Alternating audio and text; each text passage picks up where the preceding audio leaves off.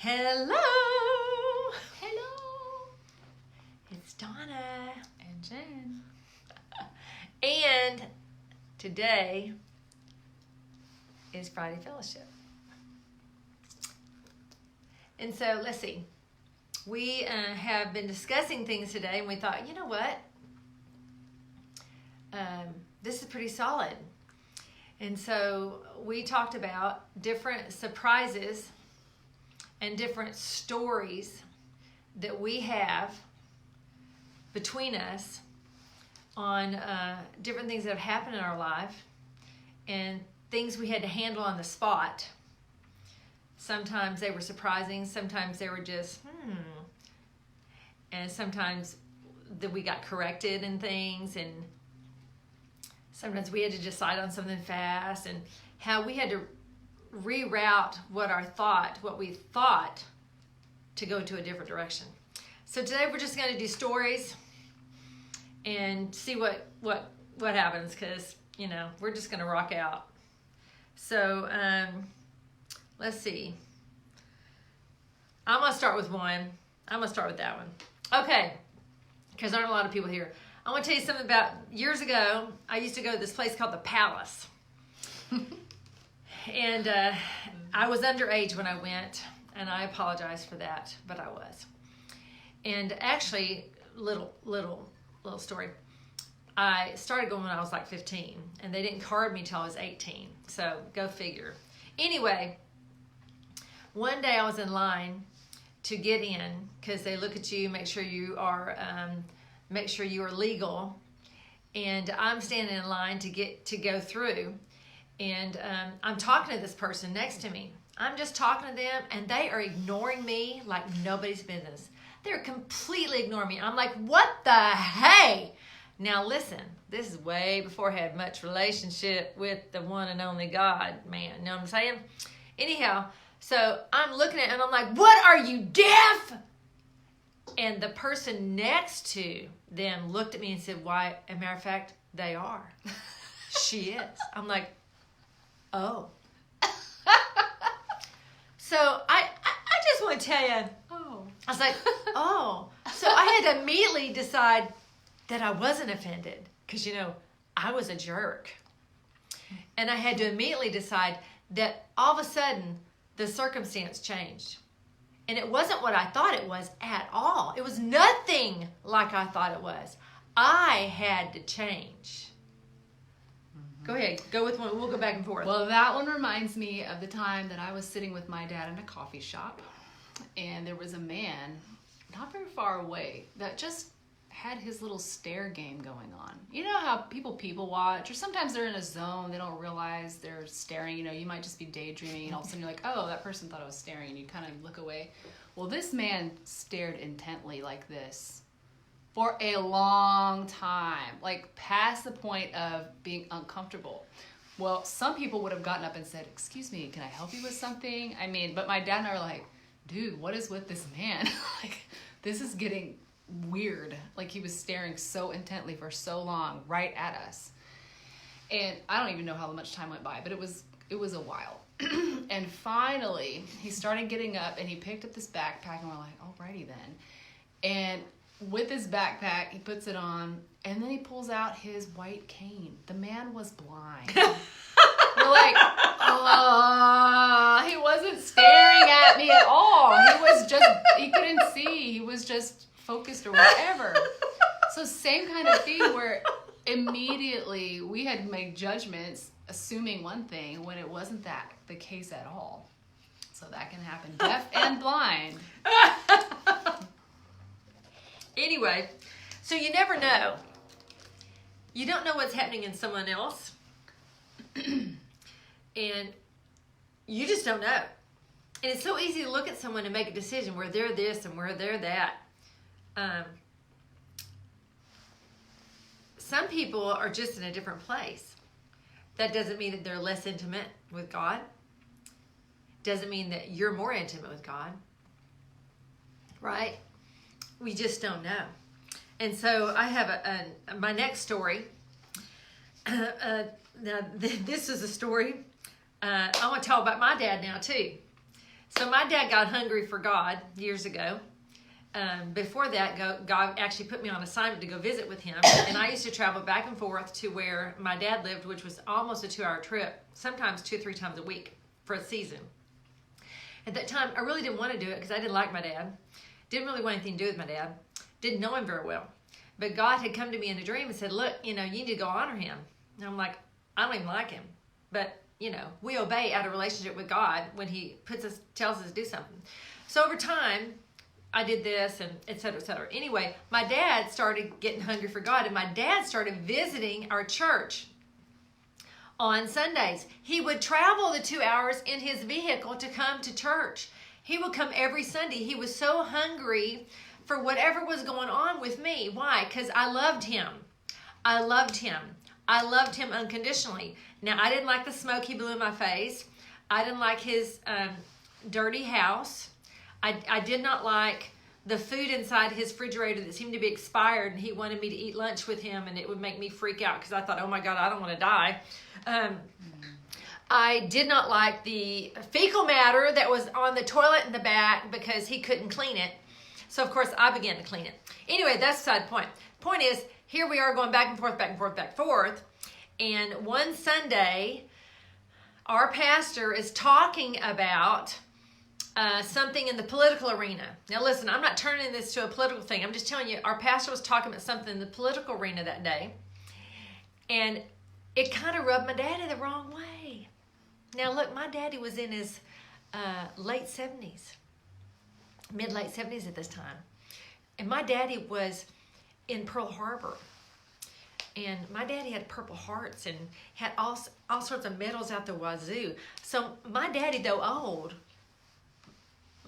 my daddy knew who he was in his own way. So my dad, hearing what's going on from the pulpit, confident he was offended.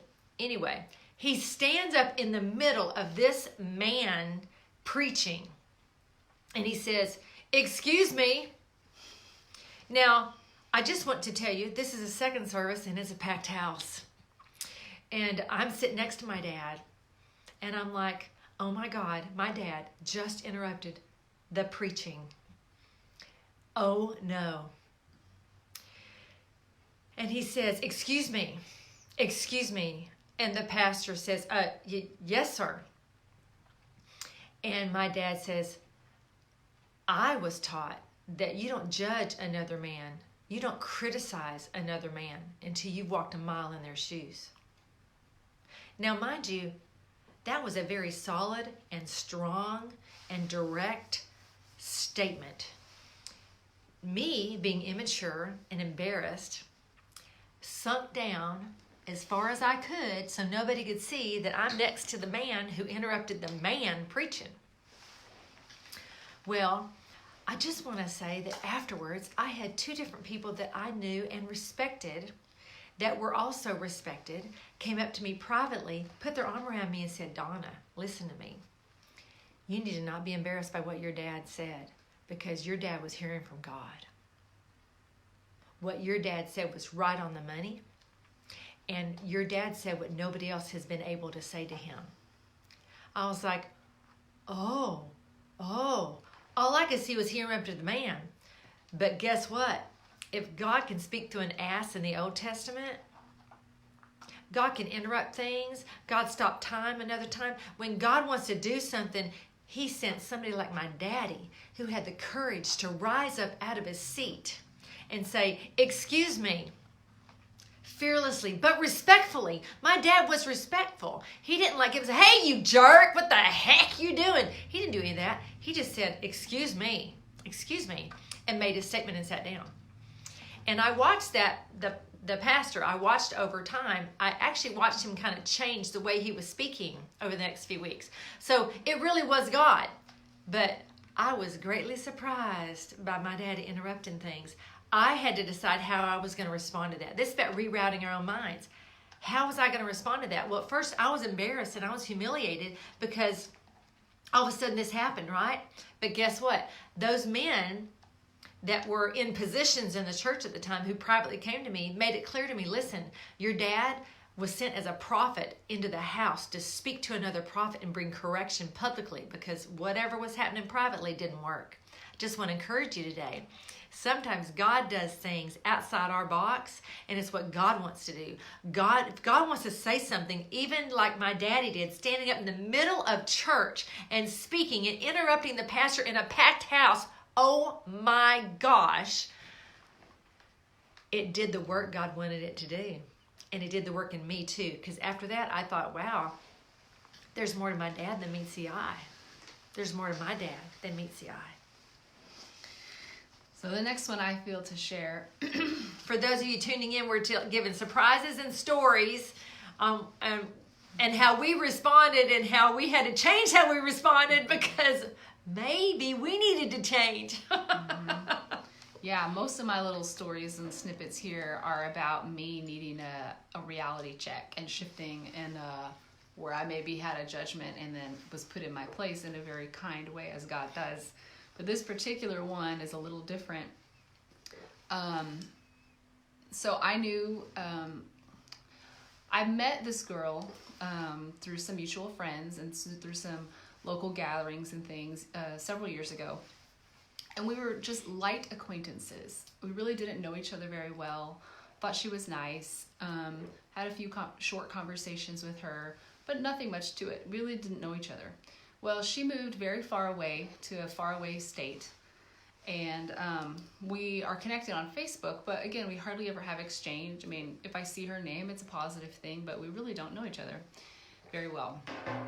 And so in January, my dad went to heaven, and it was interesting, eye-opening experience in a lot of ways. And it's interesting sometimes the what you think you expect from people or what you don't expect from people can sometimes be the opposite of what actually takes place.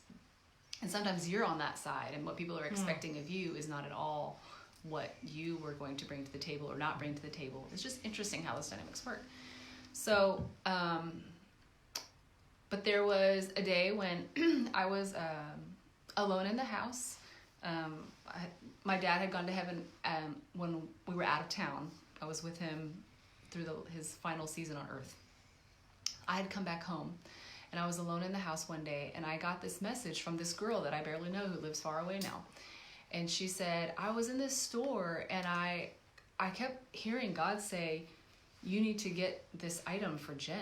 And she's like, well, first of all, I don't want to offend you. Is it okay if I even call you Jen? You know, I want to be honoring, like, because my name is Jennifer. Wow. And I thought, wow, like, she's really ultra respectful here. And I said, yes, of course you can call me Jen. Like, thank you for being honoring, but I go by Jen often. And she said, I just really feel like, is it okay if I send you this thing? I really felt God say, get this for Jen. And she said, I would walk away and look at other things, and he kept telling me, go back and get that for Jen. Wow. So she's like, I'm going to send this in the mail. You should be getting it soon. Well, it took longer than expected. I didn't know what it was, but I was excited, thinking, oh my gosh, this person I hardly know kept hearing from God. So like, it must be something special, and it's from some completely unexpected place to me. So finally, one day I checked the mail, and there it is. Now, it was interesting because it was in this little box. Do you have it? It's in the pantry. I'll go get it. The box was so soaked wet in the mailbox that when I picked up the box, it fell apart in my hands, and the item fell out. Wow. So I don't even know how it survived the transport. Donna's gonna go get it. So that in itself seemed like what was like God holding it together, or had an angel holding the box, because it was soaked. But it had traveled such a long distance through different types of weather. She actually lives in Alaska, I'll just say that. So, and I'm in Texas. So it took some time and some miles to get to me. So I open it, and Donna's going to get it right now. And it's this beautiful, I don't know what you call it, a cup thing with a lid and a straw and 2 straws. Very fancy, insulated. Number one, she didn't know that I really love rainbows and multicolored things, and this design is very beautiful to me. Number two, she didn't know that I had been wanting this exact size of a drinking vessel. I had a couple of smaller ones, but I really wanted this actual exact size. And number three, it just felt so fancy. Here it is. Donna got it. Fancy. And it has this fancy thing, and it came with 2 fancy straws, which I use. And it's like the perfect insulation. I just felt the love of God when I got this item. Like, wow, God so sees me and so knows me. And I was alone in the house when I got it, and just had been in just a time of grieving. And when I see it, I'm like, I remember that. Precious. He's done this kind of thing for me before, but it was just such a precious moment of, I'm so seen and known and loved and cared for, even in the details. And this person who, she felt like she was going to overstep a boundary or something like that, but she just wanted to express his heart and be kind. And I'm like, of course I'll receive this amazing gift. So let me give you the address where you can all send new cups. So it's an example of a surprise and being kind of put in my place in a positive way. Not that I had a judgment against this person by any means, but it was almost like from like the opposite. Like I didn't expect that, and I just really appreciate it. And she also sent me just really kind words in private messages about her prayers for me and for my family. And she was really watching things that I was sharing publicly, and I just really appreciated it. And it reminded me of times when I've gone on international trips for ministry purposes, and sometimes the people that I had shared the vision with, that I thought maybe would want to partner financially and see some things happen, didn't happen at all. But pretty much every time I've gone anywhere, money and prayers have come from places I completely would not have expected. People that I barely even know, or that just say, God keeps telling me this and that. I'm like, really? I don't even hardly know you. Or one time someone who doesn't even claim to know God gave me a big chunk of money saying, I just really feel compelled. I was like, okay then. So sometimes I think God does that to kind of just keep it fresh and keep us not religious about things, or just expecting this, certain little box of how he operates. Anyway. No, that's good. That's good. I'm gonna switch gears a little bit. There was another time when this is probably 22 years ago. I was in a situation and I was having a conversation with a pastor, and he was talking about his message that day, and he was using these words that I felt like I was gonna have to look up in the dictionary, and I'm pretty smart, I was smart then too. Anyway, and I basically, without realizing it, was correcting him. Well, I didn't realize that's what I was doing. I was just saying, well, how are you going to use that word? Couldn't you use a different word? And I don't remember why it was I was even involved in that conversation with him, but I was. And it was something that had to do with the youth. And this is what he did. I won't do that again. But he grabbed me by the shoulders in front of me like this and said, Donna, they can learn new words. And I was like, and my name is Pastor. Well, of course, his name was not Pastor, but you get my point. I didn't realize that what was happening at the time, 20-some years ago, that I was trying to tell the pastor what to do. Don't try to tell your pastor what to do, or the CEO of your company, or your employer, or, you can make suggestions. But don't be controlling and think you're all that in a bag of chips and you can just tell them whatever you want to do, because they paid a price to be the person in charge. You know what I'm saying? Anyway, or your parents. Or people that are around you that have earned where they are in life and have equity inside of them in where they're living. Be kind and listen. Anyway, so my bottom line is he corrected me very clearly. And I was like, yes, sir. Yes, sir. And I had to choose right that moment how I was going to respond to him correcting me. I had to choose. And I'm very thankful, because inside me I realized well, I want to learn, and I want to hear, and I want to understand. And of course they can learn. It tweaked me with regards to somebody learning something new. If you don't ever get exposed to new words, you won't ever learn a new word. You know? If you don't get challenged, and I used to lead this creative writing class, and there was some banned words, BANNED, banned words, because of the protocol that was being used. And there were simple words that they banned so you could be more clear, but I banned additional words. Like you couldn't use the word red, and you couldn't use the word blue. You had to come up with words that expressed that so that you could see something different in your mind besides red or blue. So you had to use words like crimson or Navajo, or you had to...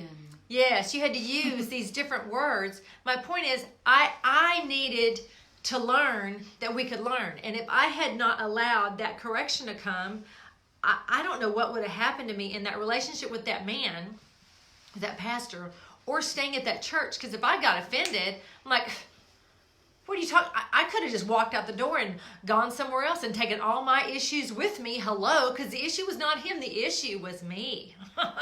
I encourage you to take a second look at yourself instead of somebody else when you have a problem or when you think they have a problem. We'll go back and forth. Go ahead.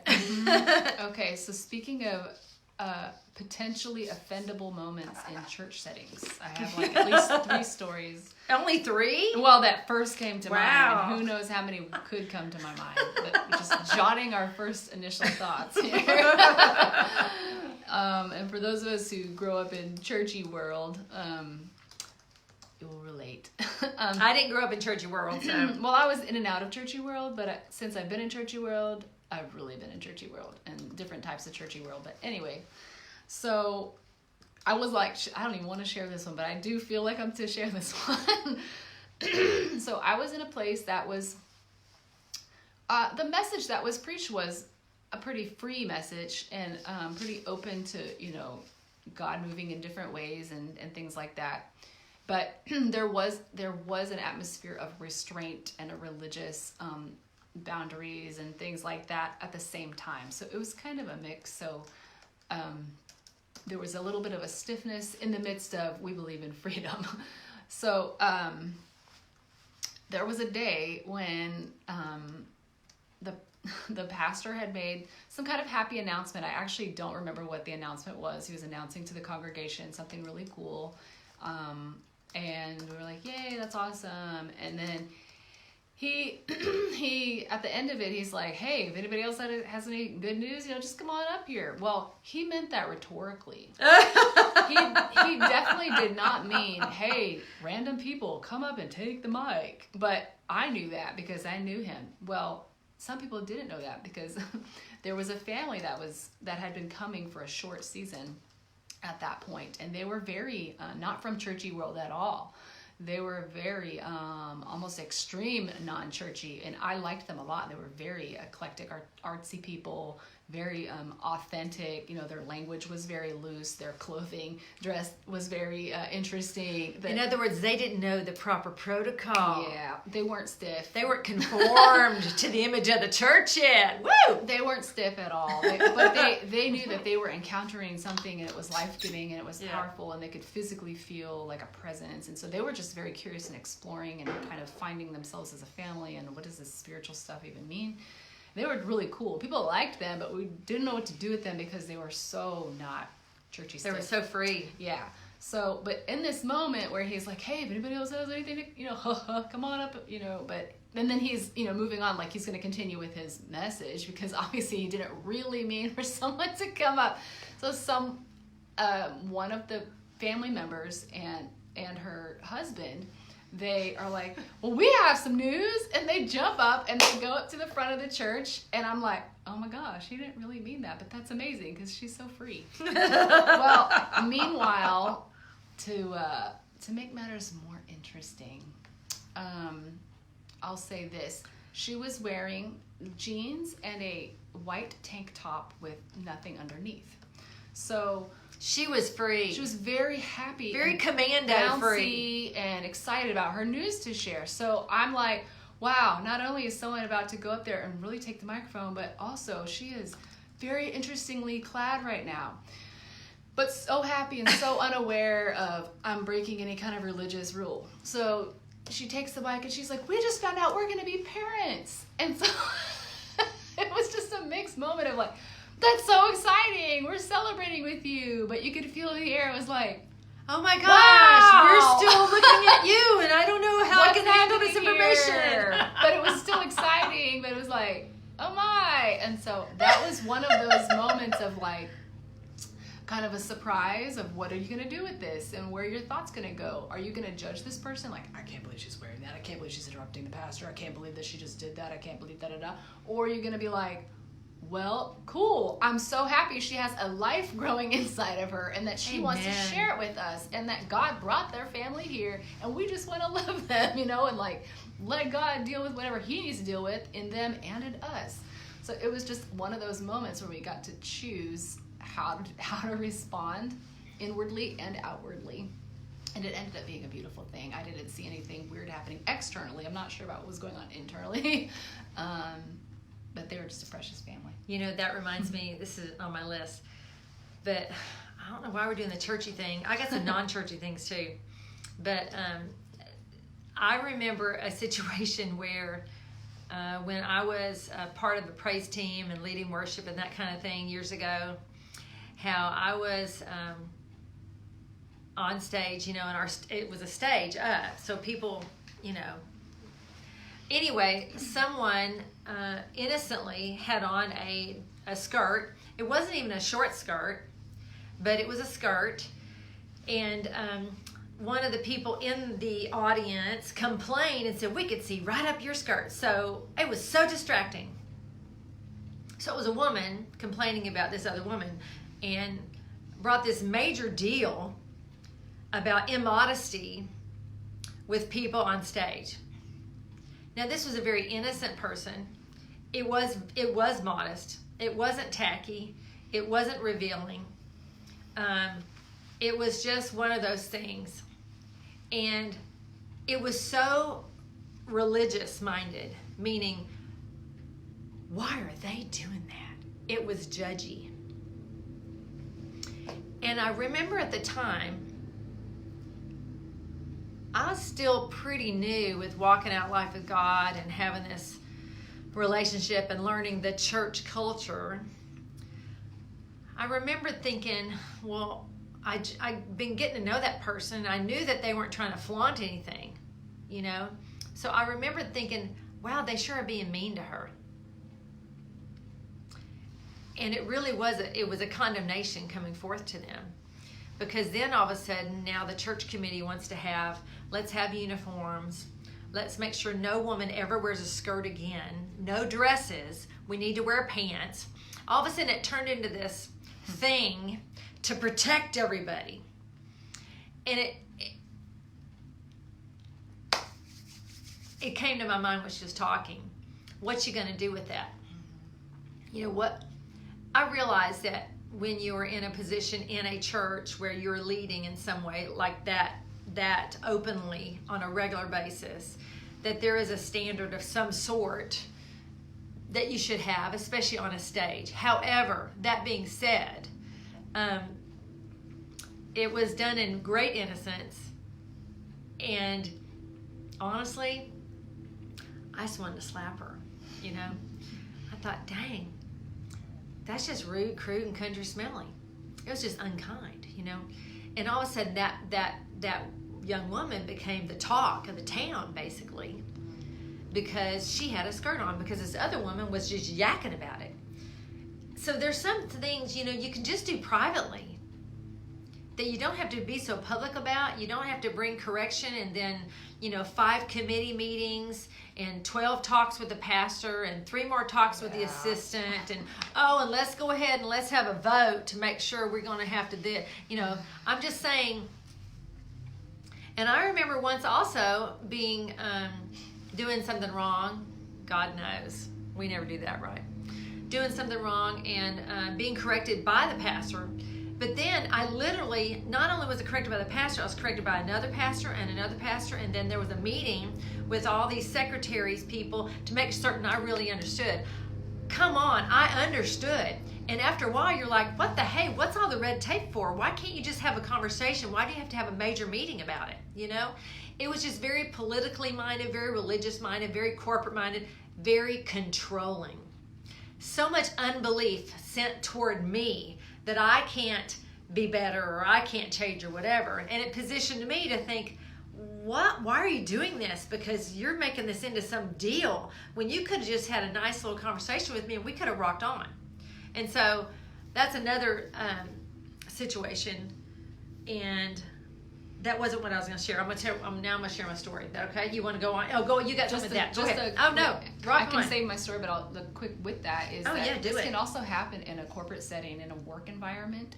It just happens to happen. We have experiences with it in the church setting as well. So it's not knocking church. We love the church. I love part of church. The capital C church, the body of Christ. I love church. Just in case there's someone that's like, dang, y'all are knocking church. We love church. We are the church. But it can happen in a work environment too. But this is something to kind of be a fresh awareness of. And then also, it's interesting. You're talking about no dresses and no skirts, because I came from a different kind of area where they were like no pants, because pants you can see it means different things. Oh, because then you wear them tight, y'all pants are showing your body. Uh-huh. Whoa! Yeah, I can see everything with pants. Let's build a doctrine on that. And then there's a really different type of camp. Oh, this would be against the rules because I'm showing my shoulder. Oh yeah. Go ahead. Sorry. And then there's a different type of camp in the pants arena that's like, those are man's attire from Blood Over. Anyway, there's just a whole lot of, it's like this church is anti-skirts and dresses, this church is anti-pants. Like, what is God saying? And let's go with that. Yeah. So to redirect where we're at, because we could probably tell stories for days. No. The point is, what are you going to respond? How will you respond in a situation where you're in community, you're in a life-giving situation with other people that you care about, who care about you, and then something's done that is error or just a mistake or whatever. It might even be intentional, whether unintentional or intentional. How are you going to respond to the people that correct you? Are you going to be offended? Are you going to give them mercy and grace even if they miss it? Maybe they miss it. Maybe they correct you and they're wrong in either how they correct you or that they correct you at all. Maybe you didn't even do anything about it. Maybe you didn't even do whatever it is you're accused of. Listen, there's so many scenarios in a corporate setting, in a political setting, in a church, a religious setting, in a life setting with families and socially, moms groups, dads groups, drunk groups, run groups, whatever your group is. How are you going to respond when that comes down your pathway, right? You can respond out of love, or you can respond out of offense and say, well, screw you, I'm out of here. I'll go somewhere else where they don't care what I wear, right? I noticed not the other day, it was a couple of months ago, or whenever it was, I noticed the gym I go to, I noticed a sign up says you can't come in here unless you have the proper attire for working out. Well, that was a new sign. And I thought, well, what the heck? Of course we're not going to come in here in jeans. And then I realized, well, yeah, people were coming in there in jeans. But who cares if they want to work out in jeans? I mean, who made a stink about that? Unless it's a safety issue, I'm like, you can wear whatever you want. Gee whiz. So it's just interesting. And I'm sure they have a reason for that, right? So I could have been ticked off of it and go, what are you trying to control me? Or I could have thought, wonder what's happening. Maybe somebody came in with short shorts on and, they're doing this, that, or the other, whatever. And they're not there for the reason to work out. Maybe they're just there to chit chat. We don't know what's happening behind the scenes as to why that happened. And so we get to stand and just think the best of those people. We get to decide, you know what? It's all right. It's all good. This isn't about me. This is just whatever's going on. And at the same time, if I've done something, then I want to know so I can change too. And I may not respond great the first time, but I'll think about it because I want to change. I don't want to be the same a year from now, Anyway, redirect. Go ahead. No, go ahead. Sorry, I was going to say, go ahead and tell your story. Yeah, redirect. Okay, back to story time. Okay, so this was interesting for me. We used to have regular meetings, and monthly meetings. And then one season I was doing a Bible study on light. And we met, I think it was either 8 weeks or 12 weeks or something like that. And we're meeting every week. And I had invited just a few people. And in this situation, there was a couple there. And I was kind of prophetic, really straight up prophetic then. I still am, but I try to temper it with a little bit of sanity now, right? Anyhow, I had no idea what they've been going through. I had absolutely no idea that they've been in almost 10 years of caregiving, where at one point in time, they would know whose teeth were in whose glass. I'm talking caregiving, okay? And I invited them to this Bible study, and this was after that season was over. Me not knowing they've been in that season where they've been involved in a church where nobody really helped them. They had to hire people and things of that nature to help them, but mostly the husband did most of the helping. And the woman did, she was employed for a long time for the same company. Bottom line is this, story time, babe, story. And so here they are, and we're loving on them, and I'm doing this Bible study on light. Light, what is light? Where is light? How does light work? What does light do? What does light not do? And all these different things. This is years ago. I had no idea that was the beginning of such a strong relationship with this couple. I had no idea God was bringing them out of isolation into a place of light. I had no idea what the dimness they had been in because of the lack of community and the lack of relationship and the lack of fellowship, because they were not able to go anywhere for such a long point of time, right? And so as light shined in that, do you know what happened after that? Do you know we did meetings in their home for like 4 years? Almost every month was in their home when we did our talk times. And it was their pleasure to open up their home because they'd been in that home in isolation for such a long time.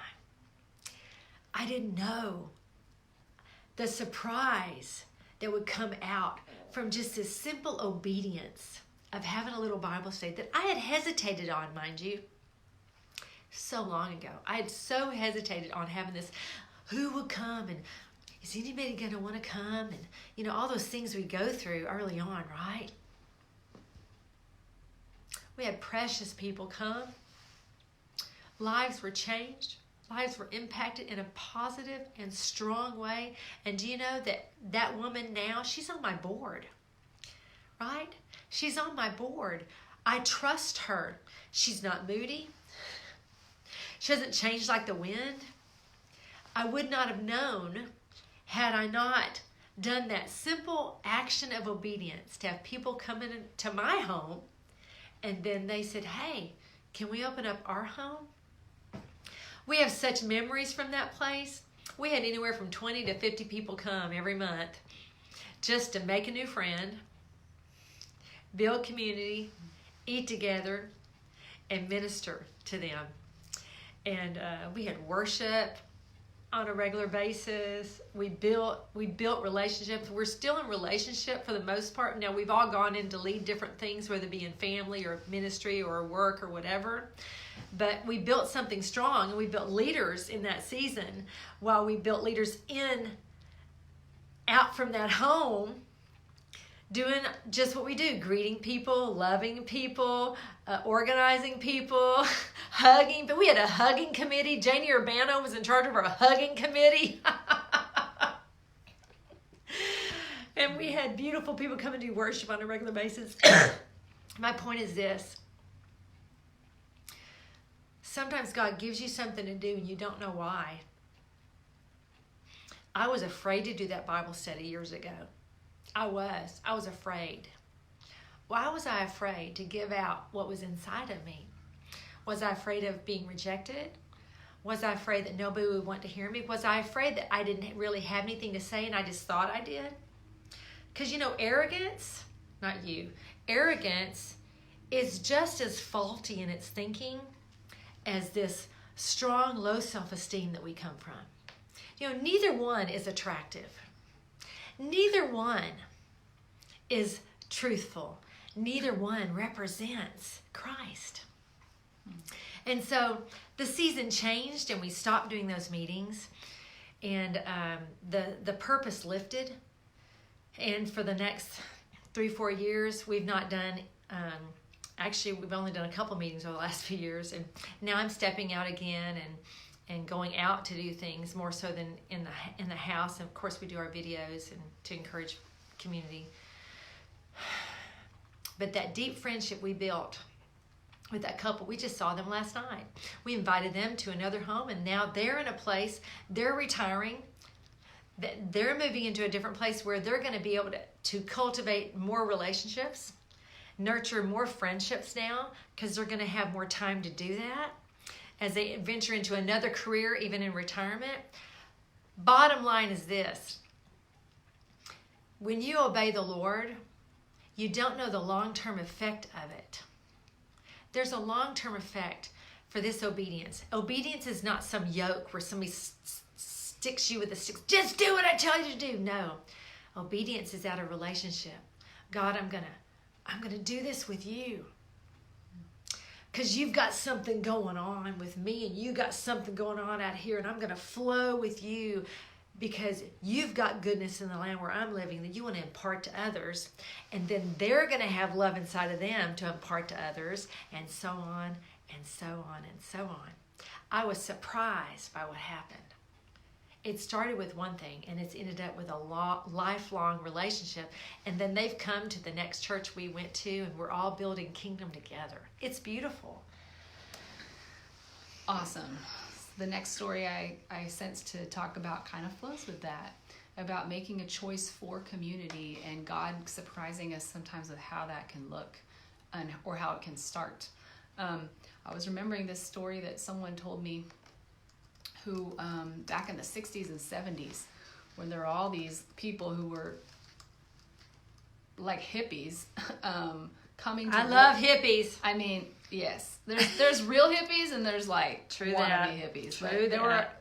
There were a lot of people who were really seeking spiritually and coming to know who Jesus is and really wanting to just dive into God. And so this person that I know was telling me this story from back then of how they were coming in such throngs, huge numbers into churches, that the place that he was at, literally, they would come in dirty, no shoes, stinky, filthy. A lot of them been living on the streets and stuff, but they were just like, had encounters with God and wanted to like find out more or like come and do this church thing, but they just didn't know. They weren't from the churchiness like we were talking about earlier. And so he said, I forget the numbers now, so I don't want to exaggerate or get him wrong, but there were so many in such a quick amount of time. They actually had to change the carpet in the church building because it was filthy from all of these people just wanting to know God off the streets and off of their communes and everywhere else they were coming from. Wow. That looks weird. And they had a choice, though. The church people had a choice. Do we get offended? Like, you're ruining our nice carpet. You stink. I don't want to smell you. You nasty, filthy hippie, get a job. Or were they going to say, thank God he's touching hearts. We want to learn how to love these people. We want to teach them. We want to, all grow as a family. And so they had that opportunity to make that decision because it caught everyone by surprise. They weren't necessarily prepared for large amounts of people that were going to junk up the place. Wow. And so they made that decision. And so that was one thing the story that came to my mind of a surprise in a church community environment. And what are we going to do with that? I can tell another one, or if you're ready to tell another one. Go ahead. And speaking of the unchurched and potentially offending situations, I was at a church where this friend of mine he went into this long season of where he would see people on the way to church who were either homeless or wandering or just living on the streets or just in intense situations. And he would invite them. He started out by saying, hey, do you want to come with me for a couple hours and I'll pay you? And they're like, sure. The ones who were willing to do it, he would take on. And he would pay them and he ended up bringing them to church. And they're like, this is all I have to do is come to church? Well, a lot of lives ended up being very changed by that. And like some short term, some long term. But only God knows the fullness of all of that investment. But there was one particular day when this lady was in the church. And she was very loud and... was it me? No. She was very loud. She was, had comments on things and just a little brash. She was not refined. But people were glad that she had come and she was welcome and she but after the service was over, people were kind of talking and mingling and things like that. I had noticed, I was on one side of the room, and I noticed that some of the people I know were praying for her on the other side of the room. I was like, awesome, that's great, she's getting loved on.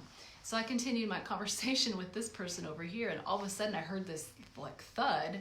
So I look over, and the lady had basically fallen. Now, it was not a bad fall. It was just that God was touching her in a way that her body was responding to just amazing love and power, basically. I'll just leave it at that for now. So anyway, she had apparently never experienced such a thing because she very loudly, and I won't say the profanity that she was using, but she was like, what was that? Peter cussed. But from a good place, like, whoa. And what the hey? Yeah, yes. And so she was not using churchy religious lingo whatsoever, but she was having an authentic experience. So she wasn't cultured in church protocol. Right. Wow. So again, it was one of those moments where there was a choice to make. And I remember feeling so shocked and looking around like, what are people going to do? But at the same time, I was like, you go! Because she was real. Wow. And I like real. And I liked it. No matter how it could have gotten messy or whatever, I thought, that's legit and that's amazing to me. So I think we always have those moments. And, speaking of that, with me, because we can have extremes. With me, I've been more apt to judge the religious, stiff person than I have the so-called free-looking person. Wow. It is just as not okay. It is just as not okay for me to, if someone had, treated her in a way I didn't appreciate, if I had been like, well, and gotten judgy toward that person, that would have been just as bad. So I'm not saying one thing or another. It's our heart's response in the whole mix of everyone. We're to love everyone. Okay. Wow. No. Listen. Yeah. Okay, speaking of love, for those of you who decide to stay or go or whatever, let's talk about love for a minute. What is love? Love looks different all the time, doesn't it? Love can be weeping with someone who weeps. It can be laughing with someone who laughs. It can be hugging someone who doesn't get hugged, visiting someone who doesn't get visited. It can be, wow. So I have a story come to mind. I had not written this down. This is probably should be reserved for a talk all by itself. But I hear it, so I'm going to talk about it now. Wow. Dang, I don't know. Okay, so real life, right? Real life. Not church, real life. So years ago, before our sister Marianne moved to the heavens, Marianne was a very heavy person. And Marianne walked with a walker. And because she was so large, she was not able to reach herself in areas that most people can reach themselves. Stay with me. Don't leave me yet. And one day I was with her and she needed help. Now, I had not done this kind of thing before. Listen, I'm the Aunt Donna who doesn't change the diapers. I'm just telling you. I'm Grandma D who hasn't yet. Now, it doesn't mean I won't. It just means I haven't so far. But God gets us one way or another, doesn't he? He's so smart. And so I got to wipe my sister's behind. And when I wiped her behind, it was stinketh.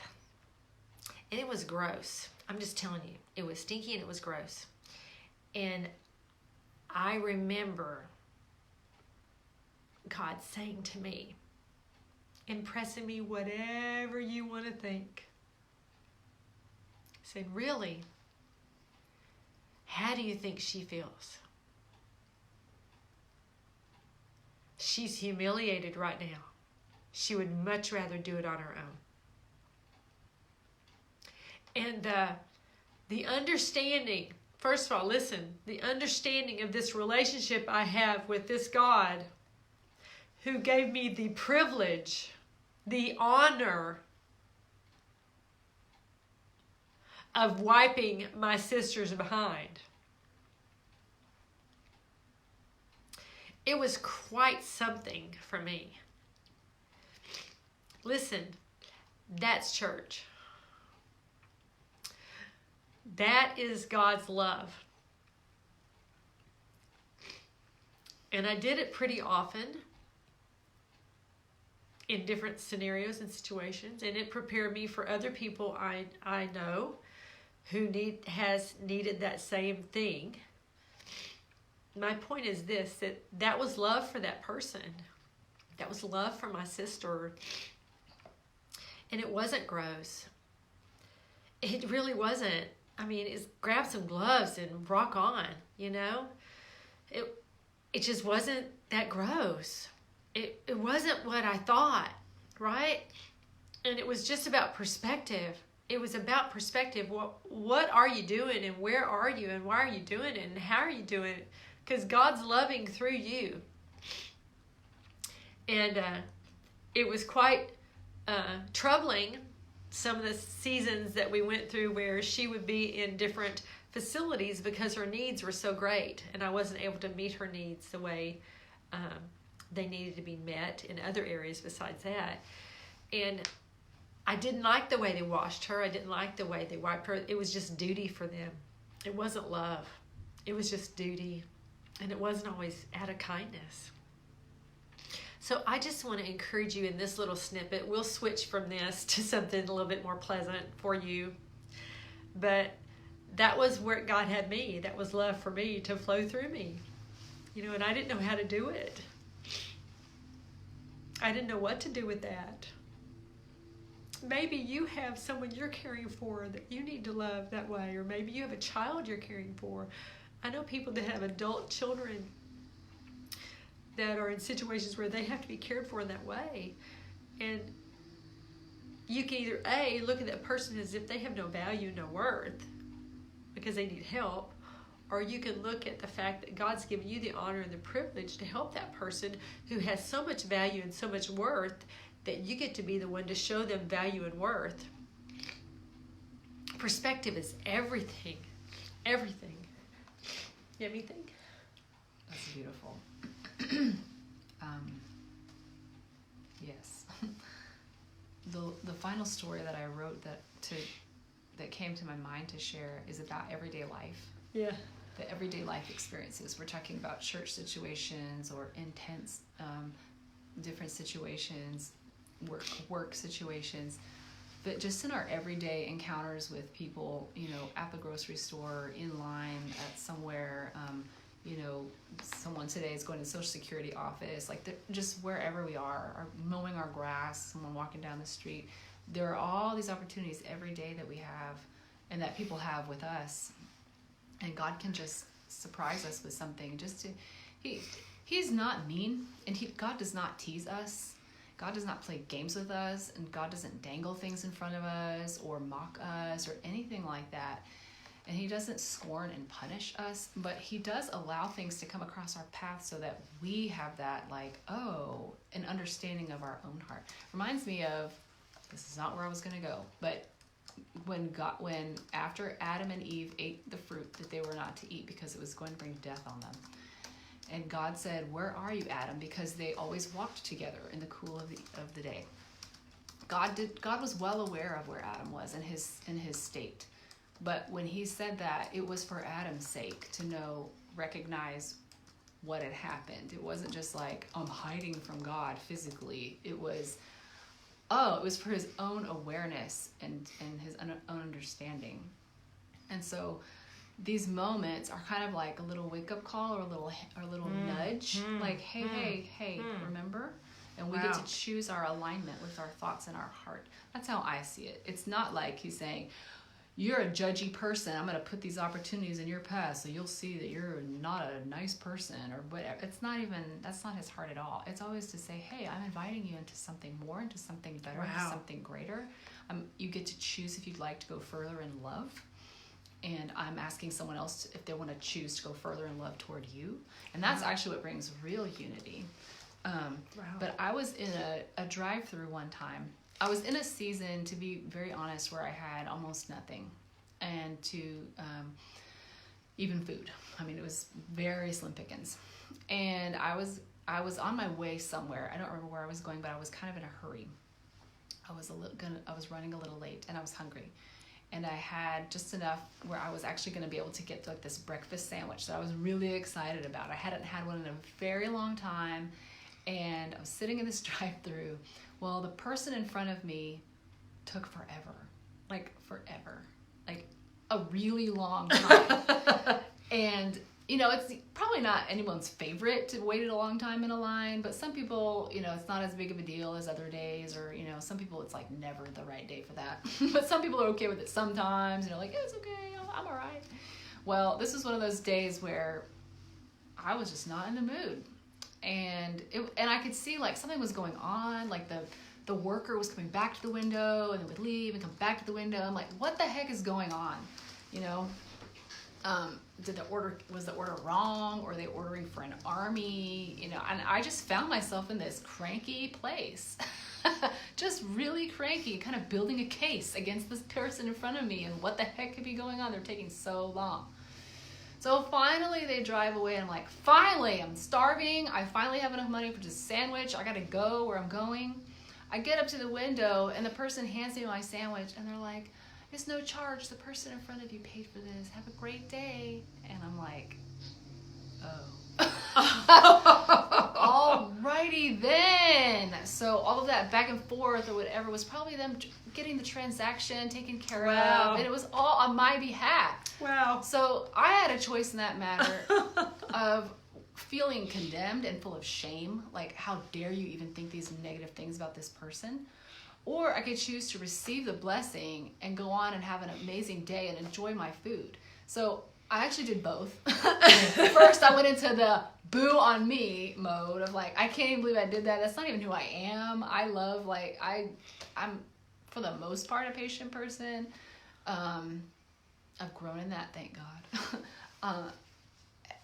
But then I switched it. I said, you know what? No, I am blessed. It is my heart. I love to be that person that pays for the people behind me and things like that. And it was a reminder to me of, hey, today's your day. You get to receive, and you get to move on in happiness and not stay camped out in that bad place. So I prayed for that person.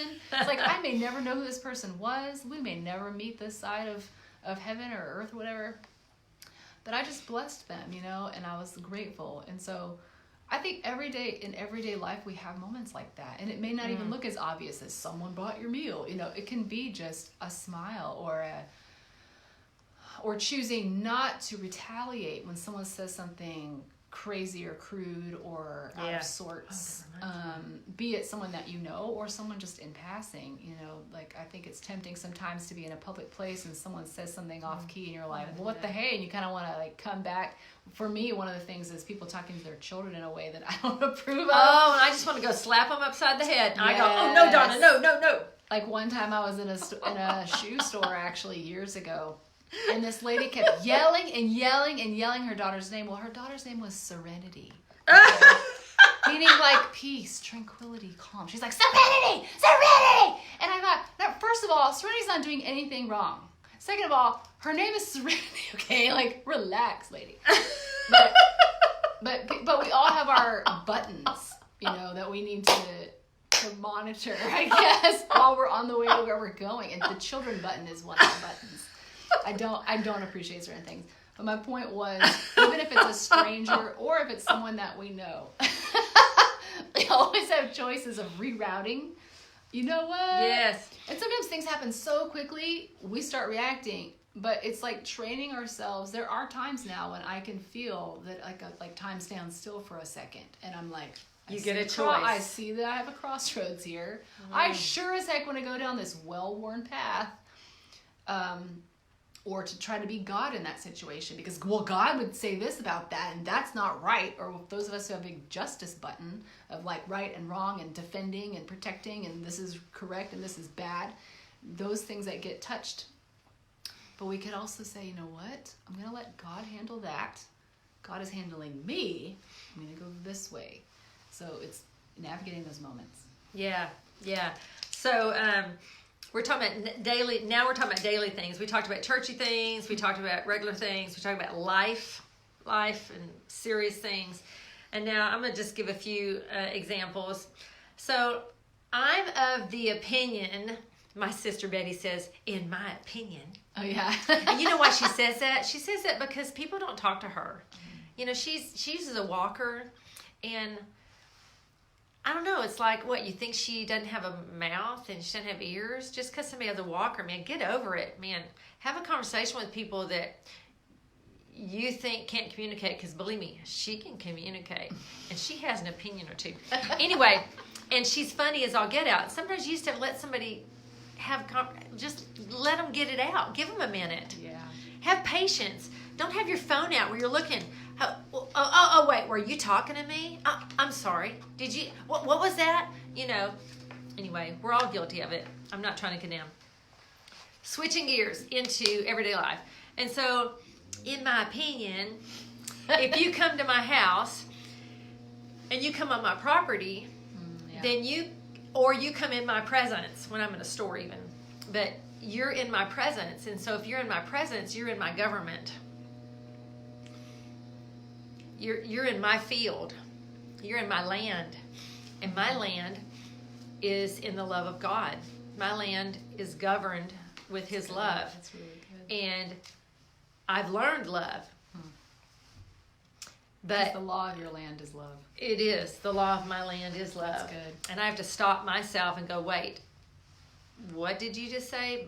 Bring it back. And sometimes it might take me a while to understand, because I've got all my own agreements and stuff going on where I have to stop and recalibrate things, But anyway, so when someone comes knocking on my door to sell me a Kirby vacuum cleaner, I know instinctively they're not there to sell me a vacuum cleaner.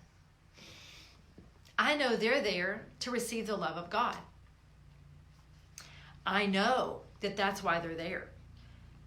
They think they're there to sell me, but they're there to hear and to receive and to experience love from a different place, from a different space.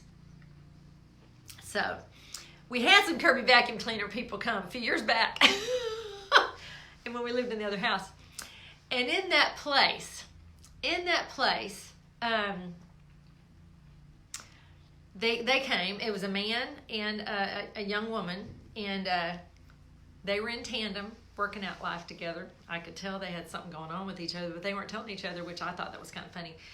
They came in, and I began to talk to them about the love of God. I just kind of drop hints here and there. Anyway, bottom line, cutting through everything, is I led both of them into a real relationship with Father, Son, and Holy Spirit. They didn't know you could actually have a real relationship. They knew the religion. They thought God was real, but they didn't know how they heard. They didn't even know that they heard from God. And I got to really share with them, well, of course you heard from God. You're here in my house. right? Who do you think led you here? Okay? And so, got to love on them, give them examples on how God speaks, so they could leave empowered, knowing how God speaks to them, so they could respond back to him in the future. So that's one situation. And yes, we bought a Kirby vacuum cleaner, so they got blessed too. Okay, second example. I've been in line at stores at the H-E-B or the Walmart or the Walgreens or the CVS or the Sprouts or the Costco or what have you. And I really can't tell you how many people I've led into a real relationship with God. You know, I've lost track. And it's, it's like my 3-minute spiel, but it's enough for them to say, oh, I didn't know it worked like that. Didn't know it was that easy. Yes. I had a situation the other day in a retail shop, I won't say which one, that it represented, didn't know it was owned by Christians, so that was interesting, had no idea. And there was a young person there waiting on me, and I had that little nudge from God. And I was like, So anyway, it took about 3 minutes for me to lead her into a relationship with God.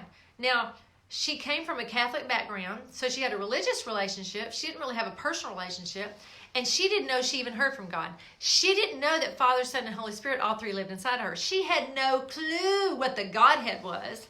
I know we call them the Trinity, but I don't ever see Trinity in the Bible. It really says Godhead. The Father, Son, and Holy Spirit, the Godhead, the 3 in 1, the 3 living inside the 1. She had no idea. And she had no idea that that's who talked to her. She had no idea that she had this thing going on with them, because they had a thing going on with her, but she wasn't responding back. She didn't know how to respond back because she didn't know it was happening. It's like somebody's talking to you, but you don't know they're talking to you. But there they are talking to you, but you don't know. You don't know they're talking to you. To you. And I'm telling you, she looked at me, she goes, well, I didn't know it was that easy. I'm like, well, sure, God doesn't make relationship with us complicated. He's too real for that. He's not religious. He's relational. He loves you, and he wants you to know that he loves you, and he wants you to know how that love can be in you and flow from you. It's all about the love, baby. And I figure Holy Spirit will teach her all the other stuff. She just needed a beginning. Why? Because I was inside of her store, but because she was in my atmosphere, in my personal opinion, that meant I had the righteous permission to lead her into relationship with the one who created her, right? So also, we had a man come to our house a few months ago, and he wanted to sell us a pesticide contract. Well, bless his precious heart, he got more than that. And so we prayed for him and loved on him, delivered a few words to him, and he left going, what the hey? He left wanting to go back to church. He left wanting to go back to church. I've been thinking about going back to church. And then we gave him the little things to think about while he's at that church, so he understands whether he should even be at that church or not, because he wasn't really at a church that I would say is a real church. Anyway, so he got some instruction and went along the way. Why? Because he came on my property. He came on my property. Now, that's not me being controlling. That's me knowing who I am, whose I am, and what I am supposed to be doing in the context of the kingdom that God's given me. In the kingdom God's given me. And the kingdom is all the time, 24/7. You don't take a break and say, okay, well, I'm going on vacation from the kingdom. I'm going to go, hang out on the beach for 7 days and drink margaritas and just, whoa. No. If you're going to go hang out on the beach for 7 days and drink margaritas, you might keep in mind the people around you that might want one of your margaritas, that might want to be loved on and told about Jesus. Listen, he's with you wherever you go. Father, Son, and Holy Ghost. Don't know what to do now, do you? No, I'm just thinking. I was just listening. Is there any other story that you're going to bring to my mind right now? It's not a story, but it's just a picture of, I was thinking of all the times where I've been with someone in a vehicle where suddenly something broke down. And oh, wow. I think those can be those suddenlies where we're like, ah! not again, or I don't have time for this, or I don't have the funds for this, or I was going somewhere, and who wants to deal with car issues ever, pretty much, unless you just love being a mechanic or something. And so sometimes that can happen mentally or emotionally. We're just cruising along, and all of a sudden there's like something happens, and sometimes it looks negative, and like, I don't have time for this, I don't want to deal with this, I don't have anything to give in this moment that is worth giving or is in a positive way or something like that. Perspective really is important, and I know this has happened to me a lot. I've had to do a lot of, and I'm still working on it, I had to do a lot of rerouting my thought life and not feeling ambushed with certain things. And I didn't know that I would have called it that until not that long ago, but that is how I felt like things were happening to me sometimes. And there are certain patterns or certain topics where I would feel like every time this and ambush, and it was like these bad surprises. But then not everything in life is like that. So if you feel like that's your pattern, or that you only get some bad surprises, or every time things seem like they're going good, or we have a video called "Give Up the Boom," or that things are finally normal, then ambush, bad surprise again. That's really not the heart of God, and there's more going on than just that seemingly bad moment. Yeah. So even when I've been in situations, literally speaking of the car, where I've had to take it somewhere or be with someone. We had to connect with a mechanic or someone, and we literally had what we would call a literal divine appointment. Like, God connected these people to us for specific intentional conversation about life, about hearts.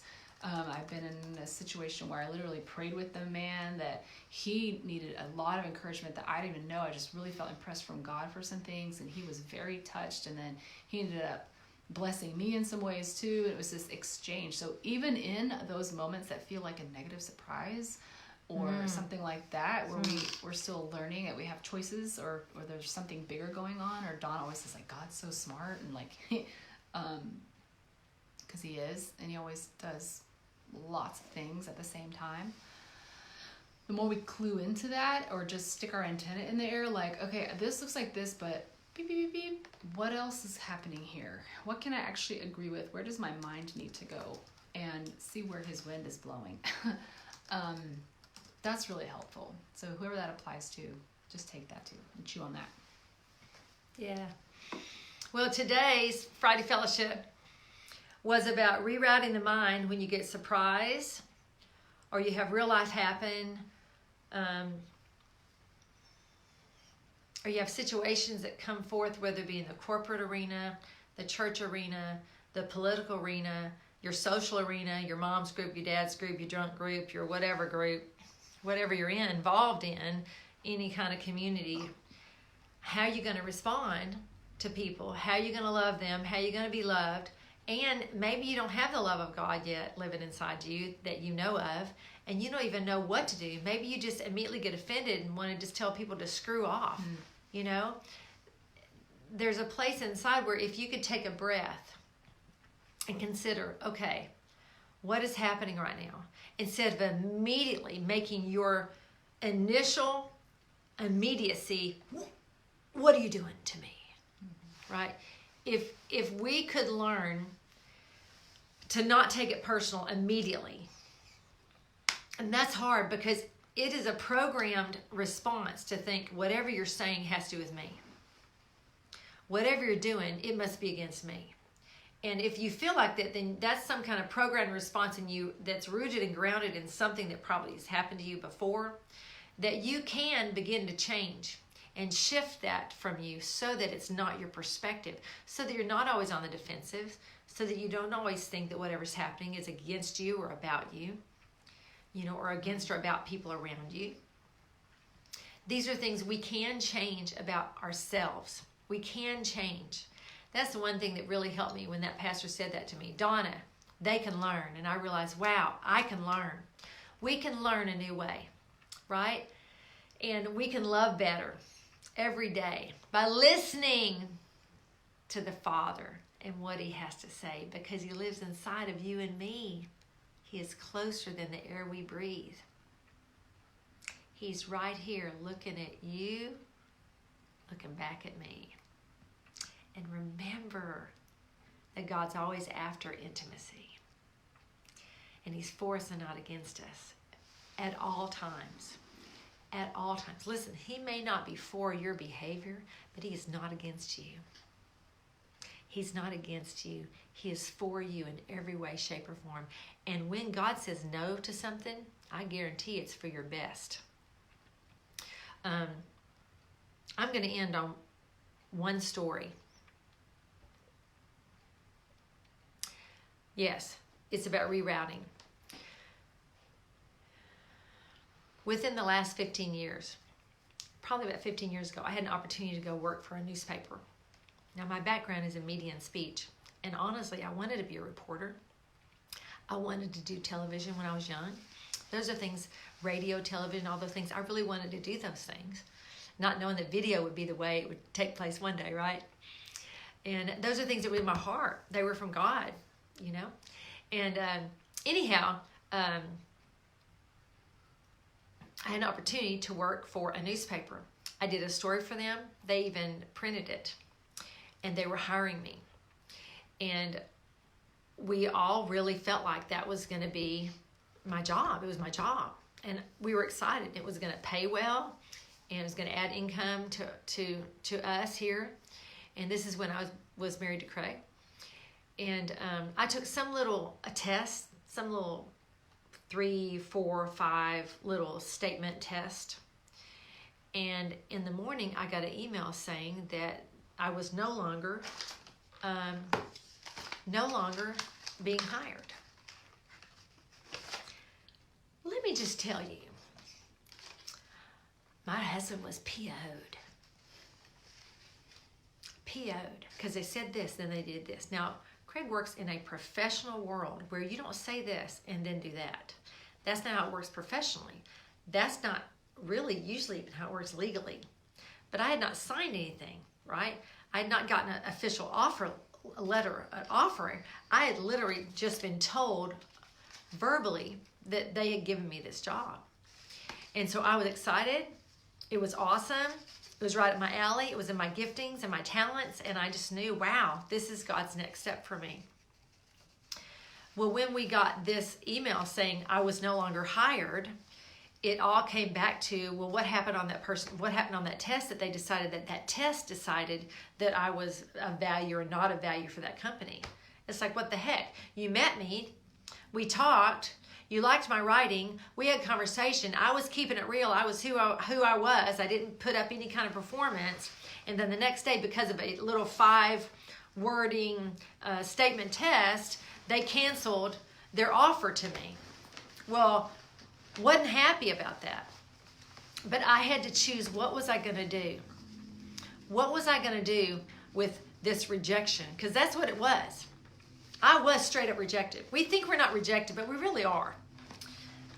I was rejected. But who was in charge of that rejection is the question. Who was in charge of telling me no? Who was in charge of my life going into a direction that had to do with the kingdom and what God had for me? Who was in charge of that? Who did I say yes to? Was I saying yes here or yes here? Right? And so I just want to say that over the next year, I published a couple of different books. I ended up starting some things that I would never have started.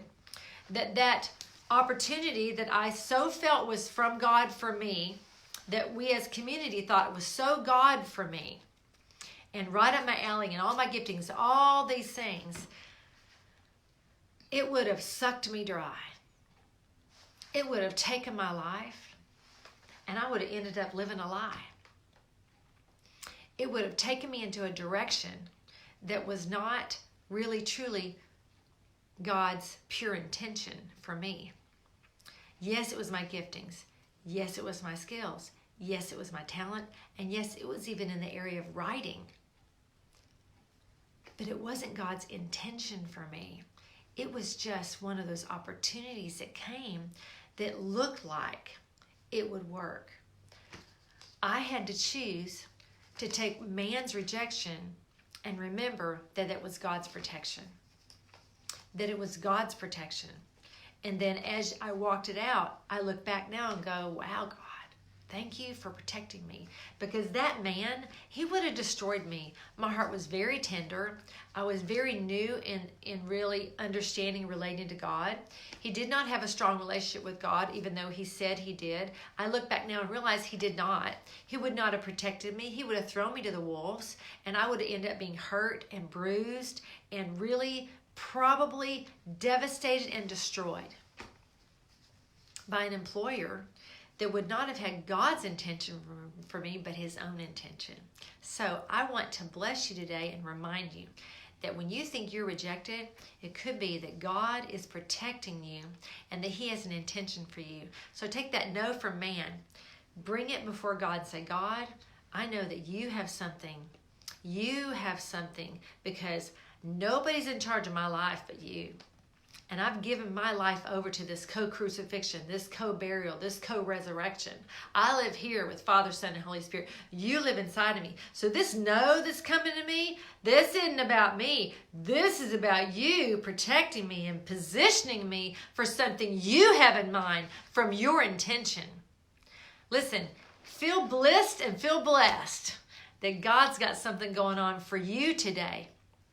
Sometimes he has a timing in something that is different than your timing. Sometimes he has somebody that's coming along the pipeline for you to encourage you, to strengthen you, or someone you're supposed to encourage and strengthen. Or he has finances, a different pathway for you than the way you're clinging to or the way you think it's going to come. Don't shut doors that God has open, but then don't keep doors open that God wants to close either. Because his no is protection. It's protection. Listen, I bless you today. Today was a long talk. It's a 2-hour talk. I say get some popcorn, invite some friends, and just enjoy the movie because we put it on today.